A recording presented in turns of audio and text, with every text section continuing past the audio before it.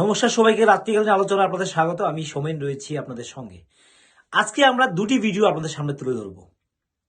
একটি ভিডিও হচ্ছে আমাদের রাজ্যের, যেখানে রাজ্যের বিরোধী দল একটি তাদের দলীয় কর্মসূচি করছিল এবং এই কর্মসূচির মাঝখানে রাজ্যের শাসক দলীয় বা ক্ষমতাসীন দলের কিছু কর্মী সমর্থক তারা এসে বিরোধী দলের অর্থাৎ সিপিআইএম এর রাজ্য সম্পাদক এবং বিরোধী দলীয় নেতা এবং সেই সঙ্গে তিনি বিধায়ক জিতেন চৌধুরীর উদ্দেশ্যে কি ধরনের স্লোগান দিচ্ছেন সেই বিষয়টি আমরা দেখাবো। এবং আমরা আবার সঙ্গে দেখাবো যে বাংলাদেশে বর্তমানে বিএনপির অর্থাৎ বাংলাদেশ ন্যাশনাল পার্টি, সেই পার্টির যিনি সম্পাদক বা যে নেতৃত্ব, মূল নেতৃত্ব, যিনি দেশের প্রাক্তন প্রধানমন্ত্রী খালেদা জিয়ার সুযোগ্য সন্তান তারেক রহমান জিয়া, তিনি আসছেন বাংলাদেশে। সম্ভবত আর কয়েক ঘন্টার মধ্যেই তিনি বাংলাদেশে পৌঁছবেন এবং তাকে সমর্থন, তাকে দেখার জন্য অনেক সমর্থকরা জড়ো হয়েছেন। এবং এই মাঝখানে একটি ভিডিও আমরা দেখছি, যেখানে তিনি বলতে শুনছি বা বলতে শোনা গেছে, ভিডিওটি হয়তো আগের, যেখানে তিনি বলছেন যে যারা উন্মাদ হয়ে, যারা কট্টর হয়ে কিছু স্লোগান দেবেন, অতি উৎসাহী হয়ে যারা স্লোগান দেবেন তারা নতুন। আমরা ধরে নেব যে আপনারা নতুন। কাজে দয়া করে নতুন যখন এসেছেন, পুরাতনের কাছ থেকে শিখে নেন কিভাবে দলের শৃঙ্খলা রক্ষা করতে হয়। অতি উৎসাহে স্লোগান দিচ্ছেন, আমরা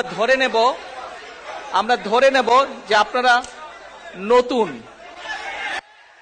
তারেক রহমানকে একটি ভিডিওতে বলতে শোনা যাচ্ছে, যারা অতি উৎসাহী হয়ে স্লোগান দেবেন তারা নতুন, এবং যারা নতুন তারা পুরাতনদের কাছ থেকে শিখে নেবেন। আশা করি নতুন যারা তারা চুপ থাকবেন এবং পুরাতনদের কাছ থেকে শিখে নেবেন কিভাবে শৃঙ্খলা কাকে বলে, কিভাবে রক্ষা করতে হয়। কিন্তু আজকে ত্রিপুরার একটি ভিডিওতে আজকে আমরা যা দেখলাম, যে এখানে শাসক দলের সমর্থক, বিজেপি দলের সমর্থক যুবক এসে বিরোধী দলের নেতাকে বলছে চামড়া তুলে নেওয়ার কথা।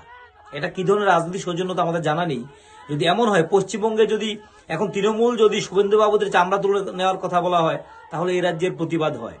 আমাদের প্রশ্ন হচ্ছে যে বিরোধী দল সে তার রাজনৈতিক কর্মসূচি করতে পারে, এখানে তারা যদি বিজেপি বিরোধী ক্ষমতাসীন দলের বিরুদ্ধে কোনো বক্তব্য দিয়ে থাকে, সেটা নিয়ে বিজেপির কাছে সুযোগ রয়েছে নেতাদের কাছে, যারা তাদের কর্মসূচিতে সে বক্তব্যগুলি তুলে ধরতে পারে এবং তার নিন্দা জানাতে পারে রাজনৈতিকভাবে, সেই সুযোগ রয়েছে।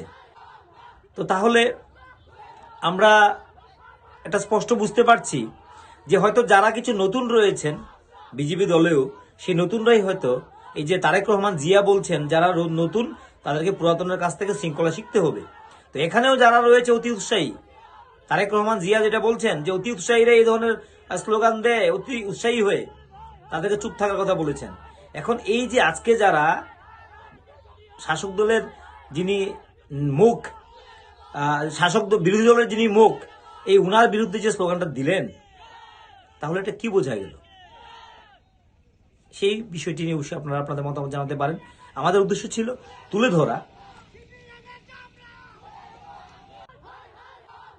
অনেকে যারা নতুন তাদেরকে প্রতিষ্ঠিত করার জন্য এই ধরনের অতি উৎসাহী হয়ে স্লোগান দিয়ে থাকেন, যেটা বাংলাদেশের খালেদা জিয়ার সুযোগ্য পুত্র তারেক রহমান জিয়া, বিএনপির নেতৃত্ব, তিনি এটা বলতে চেয়েছেন। এবং এটার সঙ্গে আজকে একটা এই ভিডিওর মধ্যে আমরা মিল খুঁজে পাচ্ছি কোথাও না কোথাও, যে তারা হয়তো নতুন।